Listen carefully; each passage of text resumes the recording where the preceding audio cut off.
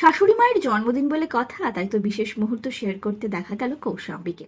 আপনাদের সবাইকে স্বাগত সিনে গসিপে। চলতি বছরই ৭ পাকে বাঁধা পড়েছেন আদ্রিতার কৌশাম্বী। বিয়ের পর থেকেই দাম্পত্যের টুকরো টুকরো মুহূর্ত শেয়ার করে থাকেন সামাজিক মাধ্যমের পাতায় অভিনেত্রী। শাশুড়ি মায়ের জন্মদিন এসেছে, জন্মদিনকে দেখা গেল সেলিব্রেট করতে অভিনেত্রী এবং তার পরিবারের সদস্যদের। অভিনেত্রীর শাশুড়ি মা কেক কাটলেন মধ্যরাতে, সেই ছবি শেয়ার করলেন অভিনেত্রী। বন্ধুরা, আপনারা দেখছেন আদ্রিতের মা কেক কাটছেন। ঘরোয়াভাবে আয়োজন করা হয়েছে, লাল রঙের একটি চকলেট কেক আনা হয়েছে তার জন্য। তিনি কেক কেটেছেন পরিবারের সদস্যদের মাঝে। এই সুন্দর স্মৃতিটি শেয়ার করে অভিনেত্রী হ্যাপি বার্থডে কথাটিও উল্লেখ করেছেন।